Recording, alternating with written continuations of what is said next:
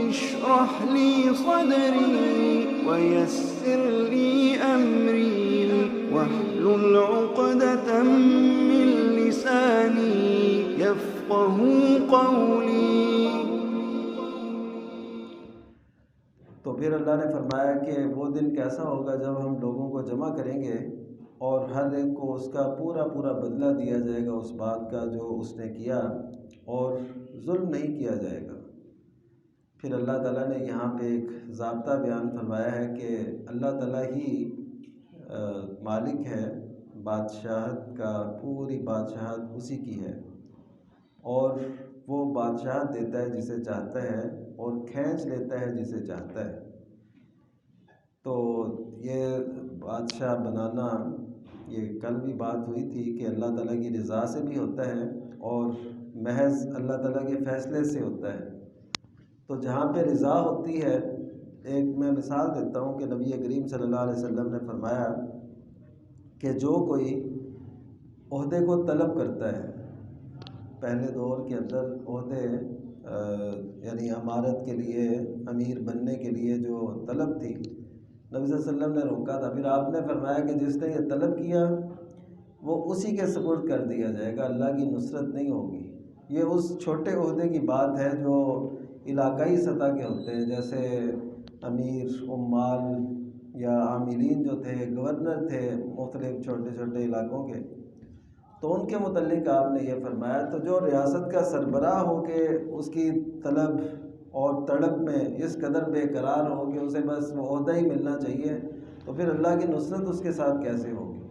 تو یہ ایک بڑی سمجھنے والی بات ہے کہ ہم جس ڈگر پر چل رہے ہیں، یا ہمارا ایک نظام ہے جو یہ اسلامی شرعی اعتبار سے یہ بالکل درست نہیں ہے۔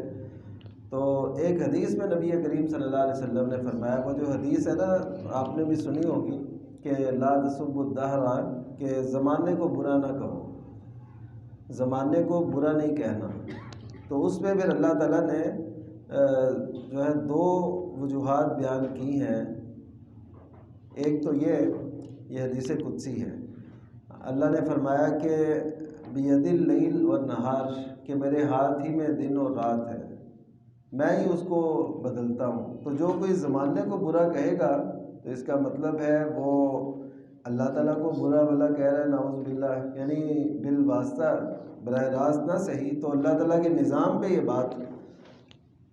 اور اسی حدیث میں یہ الفاظ بھی ہیں، وآتی بملک بعد ملک، کہ میں ہی بادشاہ کے بعد دوسرا بادشاہ لے کے آتا ہوں، یعنی ایک حکمران کے بعد دوسرا حکمران لے کے آتا ہوں۔ تو آپ کو شاید یہ بات اتنی سمجھ نہ آ سکے، لیکن حدیث میں جو لفظ آ گئے وہ یہ ہے کہ وقت کا جو حکمران ہے اس کو بھی برا بھلا نہیں کہنا، کیونکہ وہ اللہ کی طرف سے کیا گیا ہے۔ اب ہم یہ دیکھیں کہ اللہ تعالیٰ ایسے حکمرانوں کو مسلط کیوں کرتا ہے جو عوام کی فلاح اور بہبود کے لیے نہ ہو۔ اس کی وجہ یہ ہے کہ جب لوگوں کے اعمال اچھے نہیں ہوتے تو اللہ تعالیٰ پھر دشمن کو مسلط کرتا ہے، پھر اس کے ذریعے سے جو ہے فیصلے، سارے اختیارات، وہ نظام، وہ سب کچھ ہی بدل جاتا ہے۔ یعنی ایسے سمجھے ہم اللہ کے اگر نہیں ہوئے تو کوئی چیز بھی ہماری نہیں ہوگی، ہمارے اپنے جو ملکیت میں ہے وہ بھی ہمارا نہیں ہوگا، ہم سے وہ دشمن جو ہے وہ چیزیں لیتا جائے گا، وصول کرتا جائے گا، اور یہ بالکل ہو رہا ہے، یہ احادیث کی روشنی میں پوری وضاحت ہے۔ تو پھر اللہ تعالیٰ نے یہ بھی فرمایا کہ تو عزت دیتا ہے جسے چاہتا ہے اور رسوا کرتا ہے، ذلیل کرتا ہے جسے تو چاہتا ہے۔ تو عزت اللہ تعالیٰ کے ہاتھ میں ہے، لیکن وہ عزت کا ایک ہمارا معیار ہے۔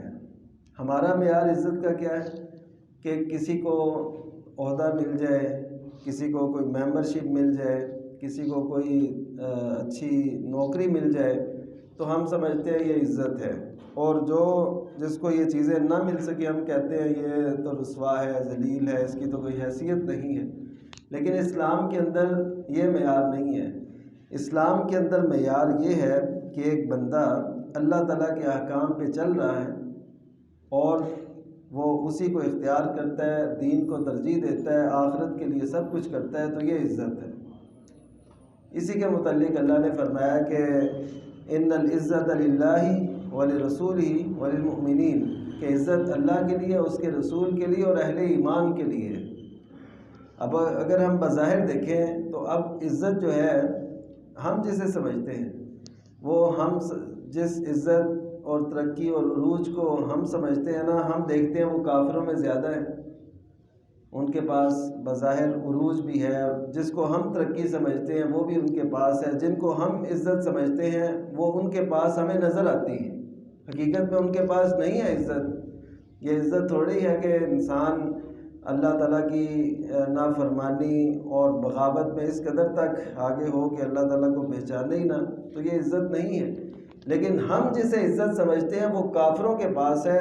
اسی لیے اللہ تعالیٰ نے منافقین کی علامت قرآن مجید میں بیان فرمائی ہے کہ جو منافق ہیں یجدون عندهم العزہ، وہ کفار کے پاس عزت کو پاتے ہیں، وہ ان کے پاس وہ دیکھتے ہیں کہ اللہ تعالیٰ کی جو عزت ہے وہ کفار کے پاس ہے، وہ اس سے تلاش کرتے ہیں اور ان کی باتیں مانتے ہیں، تو ان کو ہاتھ کچھ نہیں آتا۔ تو اسی طرح جس کو چاہتا ہے اللہ تعالیٰ رسوا کر دیتا ہے، بیدک الخیر، تیرے ہاتھ میں خیر ہے اور ہر چیز پر تو قادر ہے، تو یہ اللہ تعالیٰ کا تعارف۔ اس کے بعد پھر نبی کریم صلی اللہ علیہ وسلم کی حیثیت کو واضح کیا گیا کہ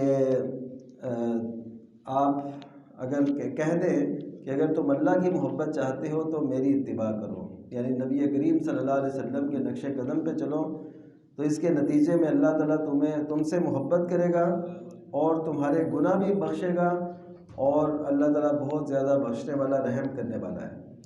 اللہ کی محبت چاہنا یہ ایک مومن کے ایک دل کی بات ہے کہ وہ اللہ تعالیٰ کی محبت چاہتا ہے۔ ہم جو قرآن مجید پڑھتے ہیں، ہم جو روزے رکھ رہے ہیں، اللہ کی توفیق سے ہم جو بھی نیکی کریں تو یہ نیکی ہوتی ہے اللہ تعالیٰ کی محبت کے لیے، ہم اس کی محبت میں یہ کرتے ہیں۔ تو اس کی محبت وہ اس وقت تک نہیں مل سکتی جب تک رسول کی اتباع نہ ہو۔ کئی لوگ رسول کو بائی پاس کر کے، نبی کریم صلی اللہ علیہ وسلم کو ایک طرف کر کے اللہ کی محبت لینا چاہتے ہیں۔ وہ کہتے ہیں بس جیسے بھی ہے اللہ کو راضی کرنا ہے نا، اللہ تعالیٰ تو بڑی جلدی راضی ہو جاتا ہے، تو وہ کہتے ہیں کیسے بھی کرو، جیسے بھی کرو، اللہ کو راضی کرنا چاہیے۔ ایک شخص گزرے، بڑے معروف تھے، میں جان بوجھ کے نام نہیں لیتا، تو وہ خدمت خلق کا بڑا کام کرتے تھے۔ تو جب وہ فوت ہوئے تو کسی نے یہ تحریر لکھی، کیونکہ ہر کوئی اپنے اپنے ذہن اور سوچ کے مطابق لکھتا ہے۔ اس نے لکھا کہ نبی کریم صلی اللہ علیہ وسلم نے ازواج سے، بیوگان جو تھیں ان سے نکاح کیے تھے، اور وہ جو شخص تھا اس نے بیوگان کی خدمت کی ہے۔ یعنی اب یہ دیکھیں کہ کیا نبی کریم صلی اللہ علیہ وسلم جو بیوگان سے آپ نے نکاح کیے، کیا یہ خدمت میں نہیں آتا؟ اور جو آپ ترغیب دیتے تھے، جو آپ تکسب المعدوم، لوگوں کو کما کے دیتے تھے، ایک ہے ڈونیشن لے کے کسی سے لی اور کسی کی خدمت کر دی، نبی کریم صلی اللہ علیہ وسلم تو ایسا بھی کرتے تھے کہ کما کے لوگوں کو دیتے تھے، اور تکسب المعدوم، کمایا خود ہے اور لوگوں پہ نچھاور کر رہے ہیں کہ لوگوں کے کام آ رہے ہیں۔ تو ایسی بات کہنا یہ اسی صورت میں ہوتا ہے جب نبی کریم صلی اللہ علیہ وسلم کی حیثیت کو نہ پہچانا جائے۔ جو پہچانے وہ یعنی بندوں میں سے کسی کا تقابل نبی کریم صلی اللہ علیہ وسلم سے تو نہیں کر سکتا۔ تو یہ اصل میں یہ اس وقت ہوتا ہے جب نبی کریم صلی اللہ علیہ وسلم کی حیثیت کو پہچانا نہ جائے کہ آپ کی حیثیت کیا ہے۔ تو اسی لیے اتباع رسول یہ ہمارے لیے لازم ہے۔ قرآن مجید میں بہت سے مقامات پہ اللہ تعالیٰ نے فرمایا ہے اطاعت کا بھی اور اتباع کا بھی۔ اطاعت ہوتا ہے بات کو ماننا، اور اتباع ہوتا ہے نقش قدم پہ چلنا۔ تو دونوں کا حکم اللہ تعالیٰ نے دیا ہے۔ اسی طرح وہ لوگ جو کہتے ہیں کہ قرآن مجید کو بس ہم نے ماننا ہے، ہم بھی اپنے معاشرے میں دیکھتے ہیں، ہم کسی بات کی طرف ترغیب دیں یا کچھ کہیں تو وہ کہتے ہیں آگے سے کہ قرآن مجید کی کوئی دلیل دیں۔ یہ بظاہر تو ہمیں اچھا لگتا ہے، کہ قرآن کی دلیل ہو، لیکن اس کے پیچھے جو نقطہ نظر ہوتا ہے وہ بڑا خوفناک ہے۔ وہ کیا ہے کہ حدیث سے نہیں ہونا چاہیے، قرآن سے ہو۔ تو حدیث سے قرآن کے بغیر، حدیث کے بغیر قرآن کو سمجھنا یہ ناممکن ہے۔ یعنی آپ قرآن مجید سے یہ 2 یا 4 رکعت یہی ثابت نہیں کر سکتے۔ ایک شخص تھا، وہ مولانا عبدالسلام رستمی، ایک عالم گزرے، انہوں نے کتاب لکھی، پشاور کے بہت بڑے عالم تھے، پھر انکار حدیث سے انکار قرآن تک۔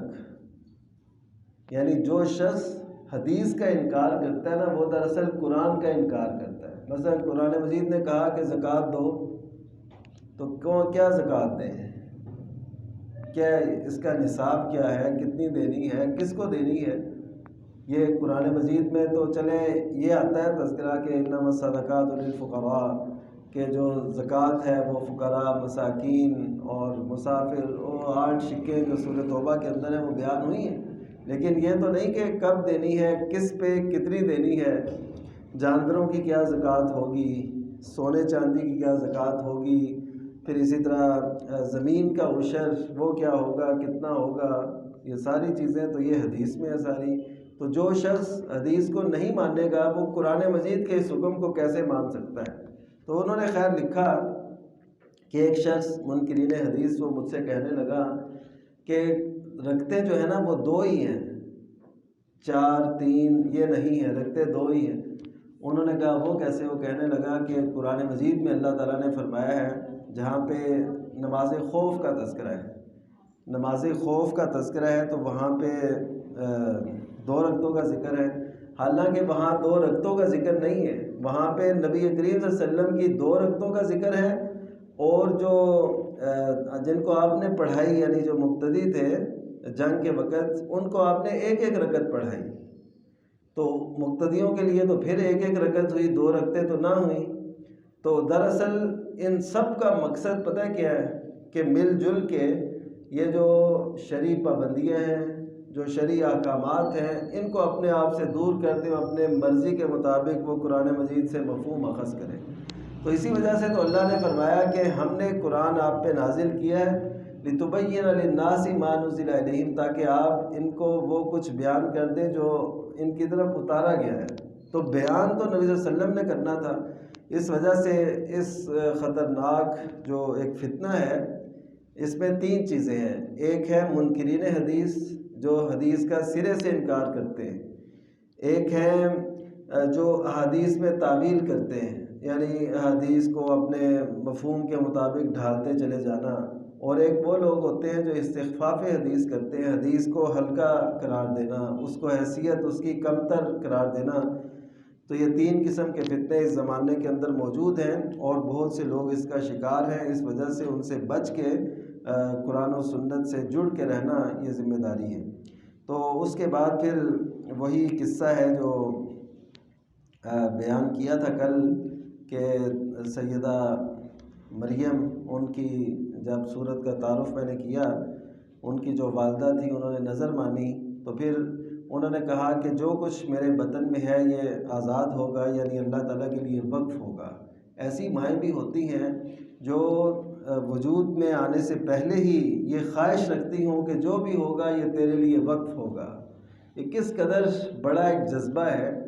تو یہ اللہ تعالیٰ سے مضبوط تعلق کی دلیل ہے کہ اتنا تعلق کہ ابھی وہ جو ہے معرض وجود پہ نہیں آیا تو اس کے لیے دعائیں ہو رہی ہیں کہ تیرے لیے وقف۔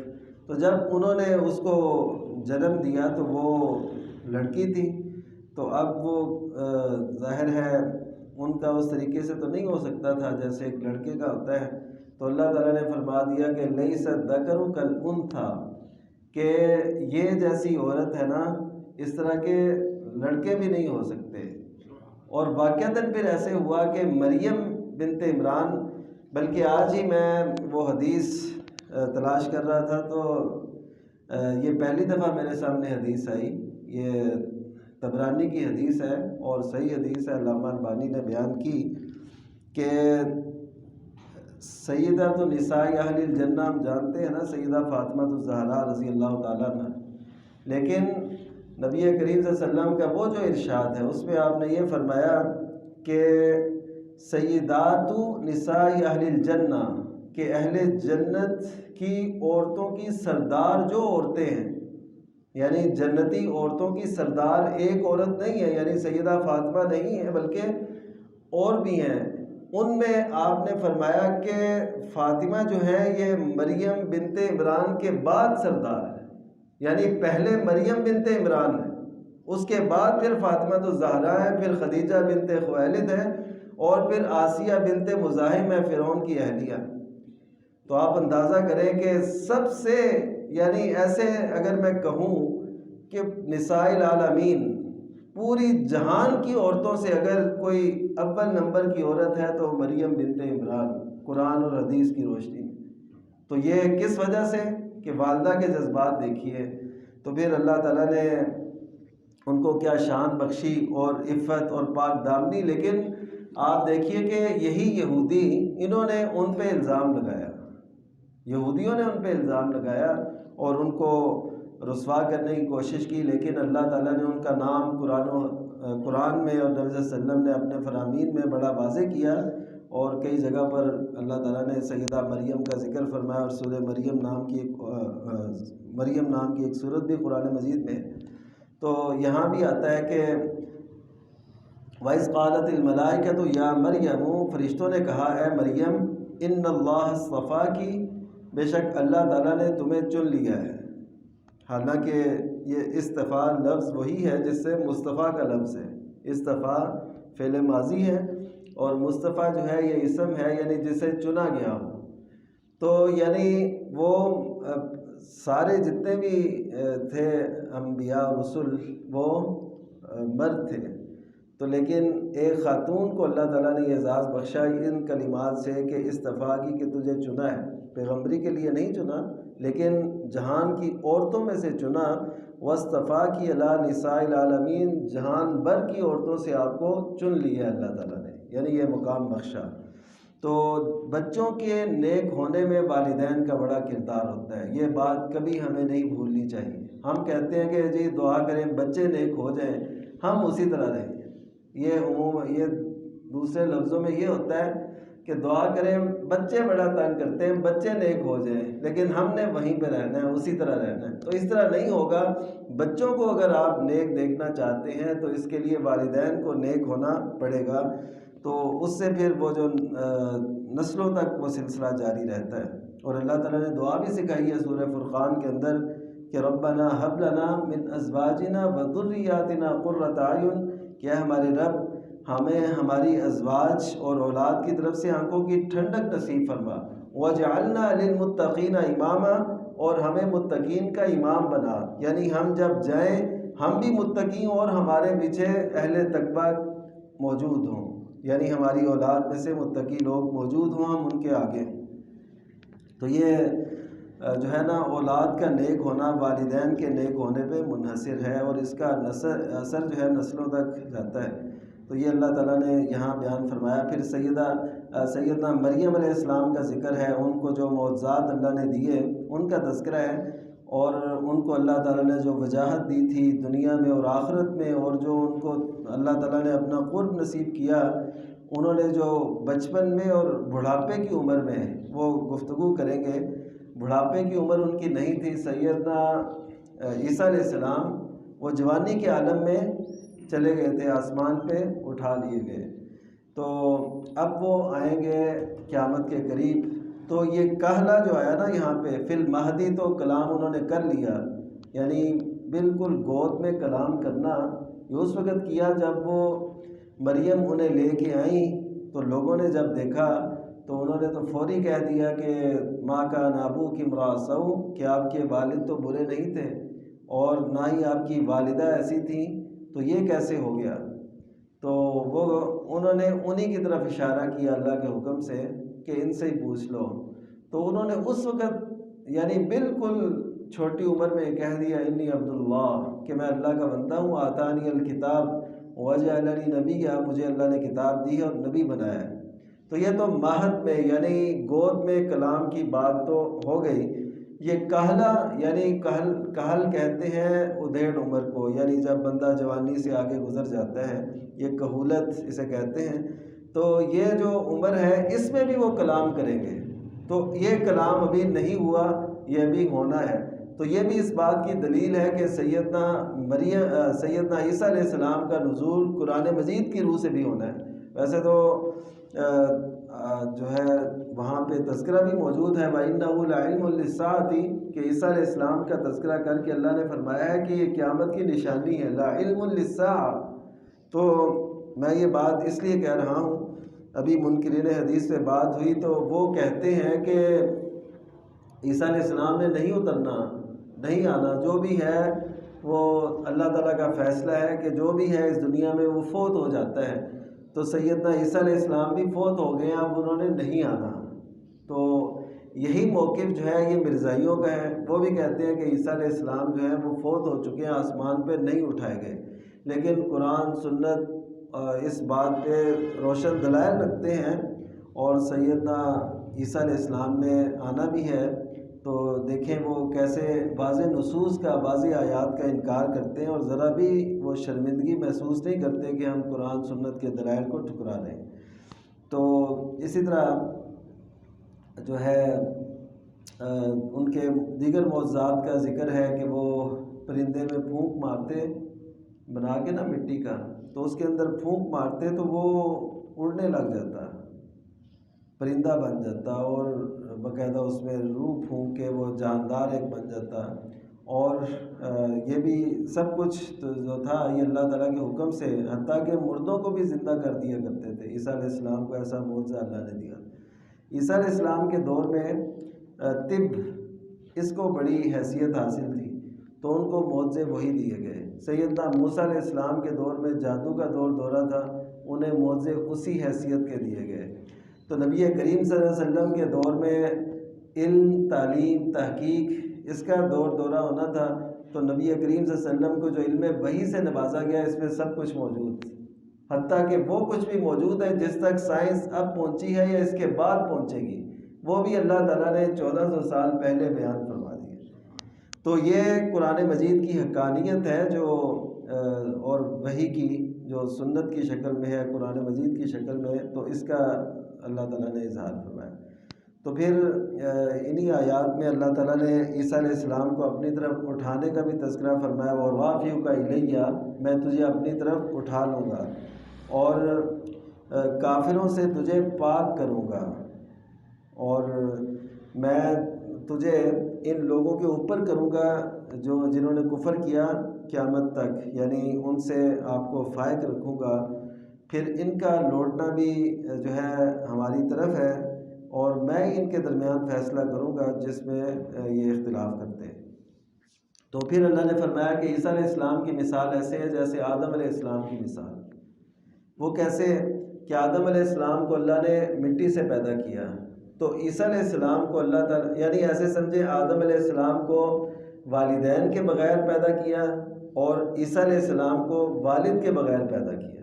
تو جیسے اللہ تعالیٰ ماں باپ کے بغیر ایک انسان کو پیدا کر سکتا ہے، تو بغیر باپ کے بھی پیدا کر سکتا ہے۔ آپ کہیں گے کہ یہ ہوا کیوں؟ یعنی اگر ایسے نہ ہوتا تو پھر عالم عیسائیت کی آزمائش کیسے ہوتی؟ عالم عیسائیت کی آزمائش اسی ایک چیز پر ہے نا کہ عیسیٰ علیہ السلام کے والد نہیں ہیں، تو جب انہوں نے دیکھا ان کے والد نہیں ہیں تو انہوں نے اللہ تعالیٰ کی طرف نعوذ باللہ منسوب کر دیا کہ اللہ کے بیٹے ہیں، نعوذ باللہ۔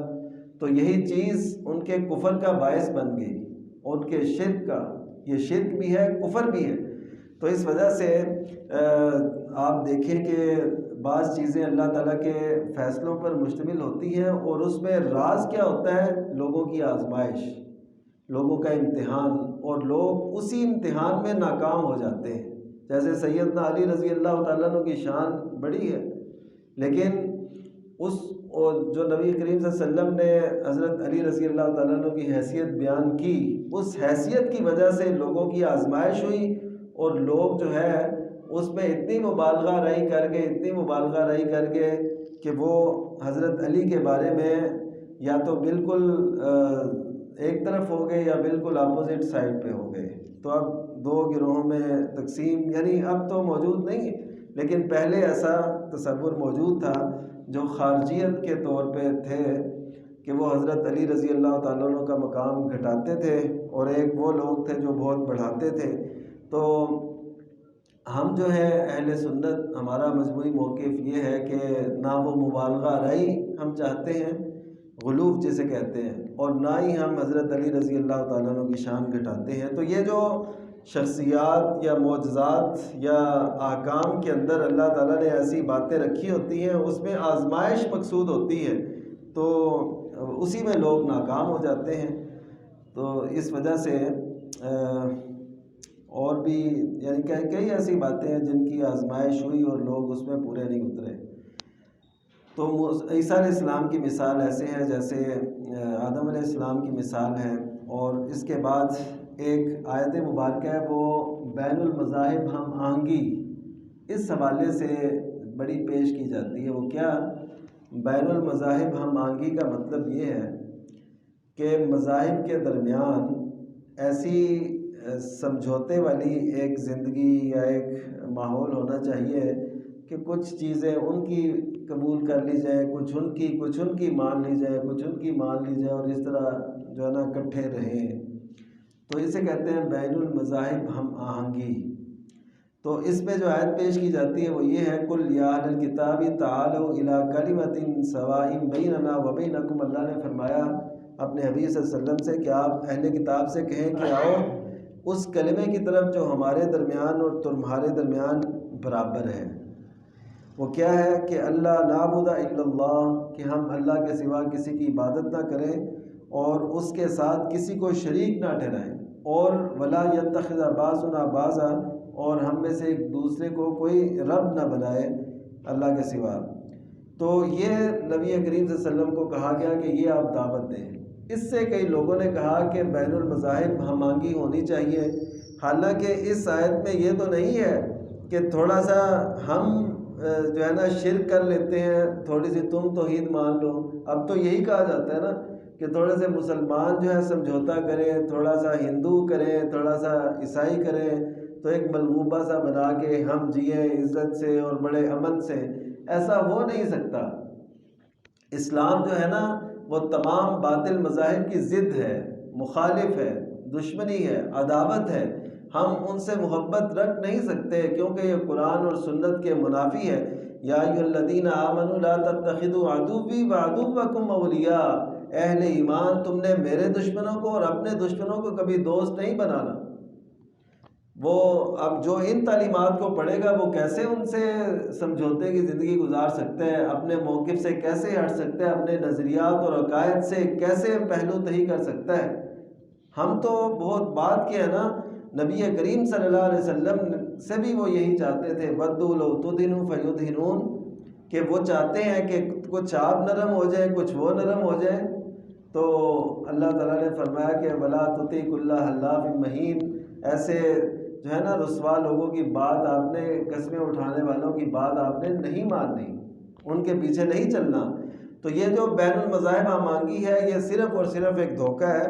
میں اس میں تفصیل میں نہیں جانا چاہتا، بہت سے اس کے دلائل ہیں. سیدنا ابراہیم علیہ السلام کی زندگی میں سورہ ممتحنہ کے اندر اللہ تعالیٰ نے بڑی اس کی تفصیل بتائی ہے.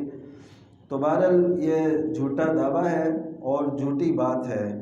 اور اس کے بعد اللہ تعالیٰ نے یہ فرمایا کہ ابراہیم علیہ السلام نہ یہودی تھے نہ عیسائی تھے، کیونکہ ان دونوں کا دعویٰ تھا. یہودی کہتے تھے کہ ابراہیم علیہ السلام یہودی ہیں، عیسائی کہتے تھے کہ عیسائی ہیں.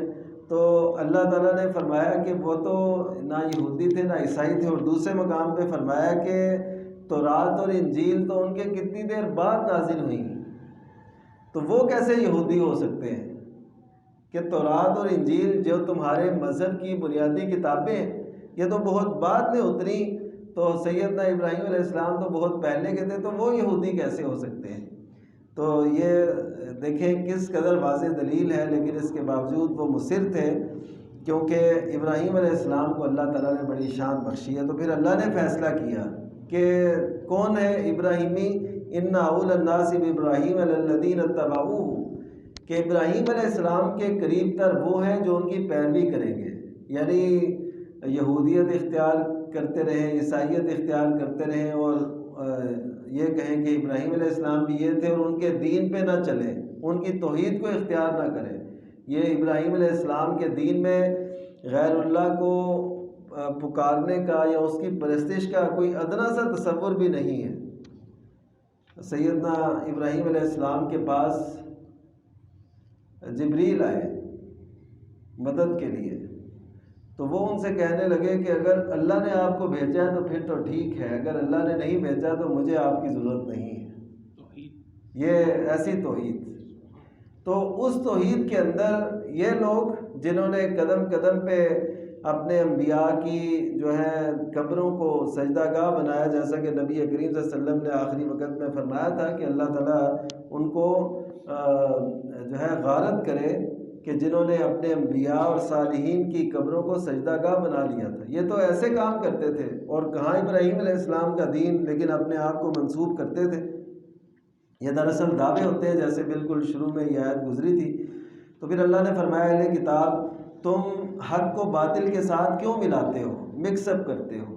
یہ ان کا اس وقت بھی وتیرہ تھا، آج بھی ہے۔ آج جو ہمارے دین کے اندر شکوک و شبہات پیدا کرنے کی کوشش کی جا رہی ہے، یہ وہ بے شک کوئی اینکر پرسن ہو، کوئی لکھاری ہو، کوئی زبان دراز ہو، کوئی بھی ہو، یہ سب کچھ ان کی طرف سے یہ پیغام امت مسلمہ میں داخل کرتے ہیں تاکہ امت مسلمہ کے اندر شکوک و شبہات پیدا ہو۔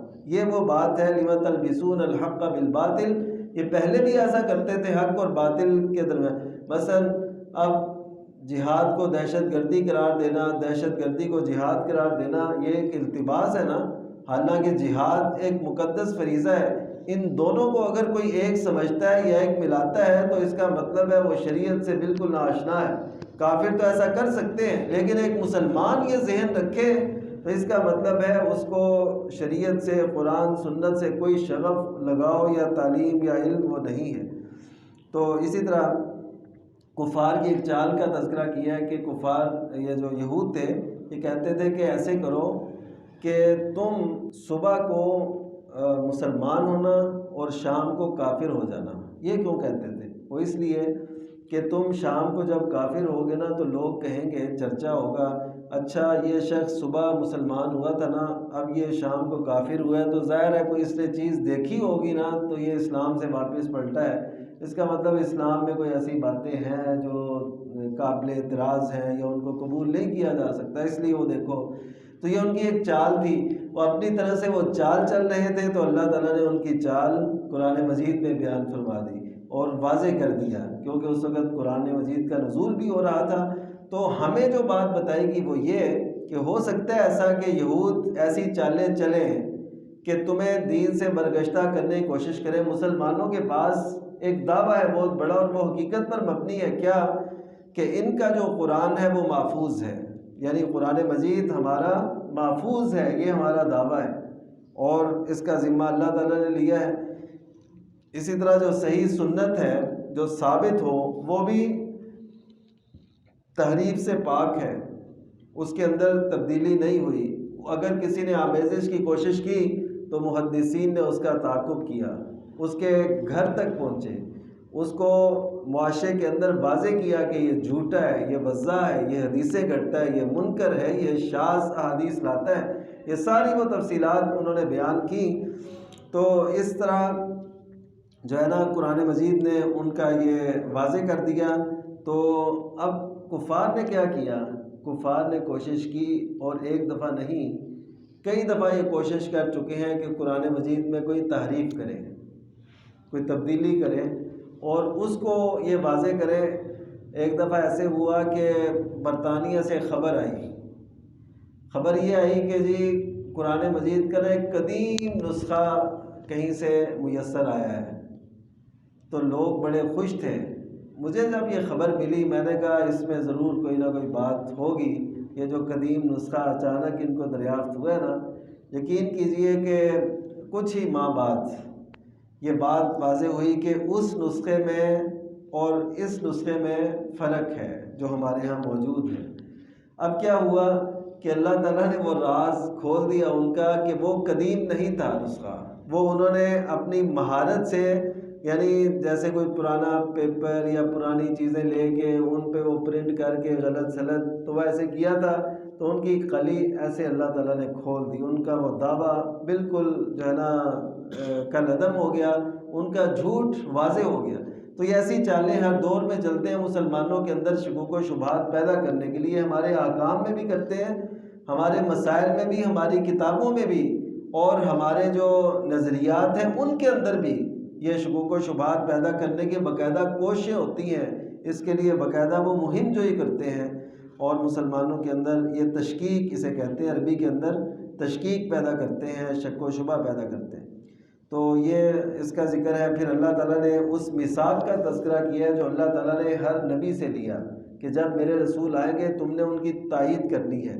تو جب نبی سے عہد لیا جا رہا ہے، ہر نبی سے، تو اس کا مطلب ہے ان کی وساطت سے امتی سے بھی عہد ہے، یعنی ہر عیسائی بھی اس بات کا پابند ہے کہ جب نبی کریم صلی اللہ علیہ وسلم آئیں گے تو ان کی اتباع کرنی ہے، کیونکہ ان کے نبی سے جو عہد لیا گیا۔ اسی طرح موسیٰ علیہ السلام کے ماننے والوں سے بھی یہ عہد ہے موسیٰ علیہ السلام کی وساطت سے کہ جب وہ آئیں گے تو تم نے ان کی بات کو ماننا ہے، ان کو تسلیم کرنا ہے۔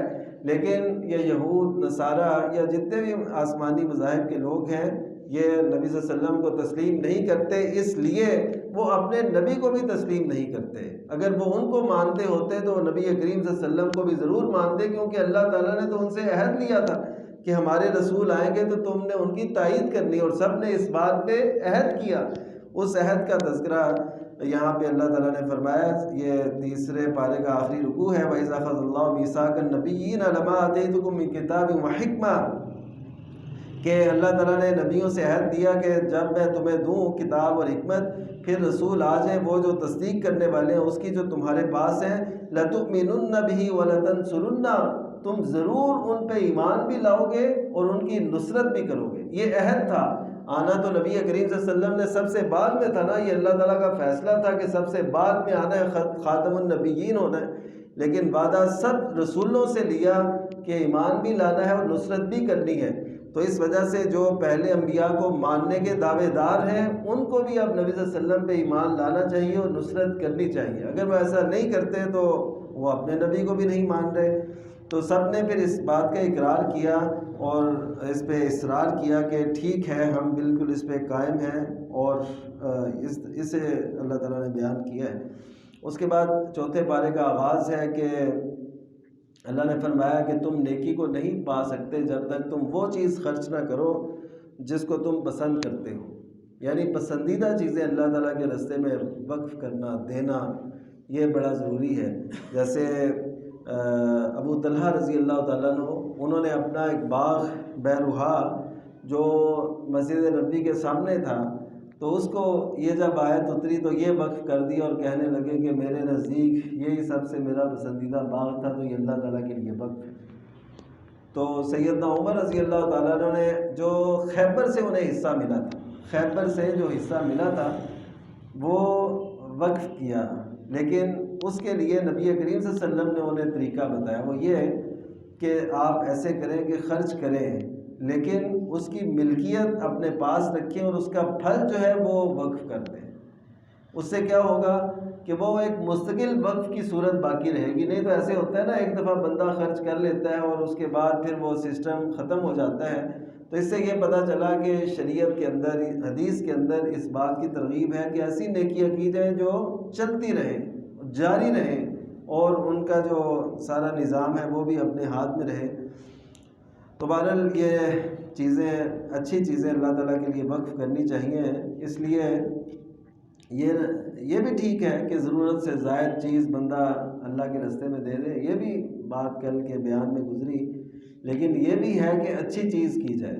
باقی رہ گئی گھٹیا چیز دینا، اچھا خود اور خراب کیلے ہمسایوں کی طرف بھیج دینا، یہ اچھی بات نہیں ہے۔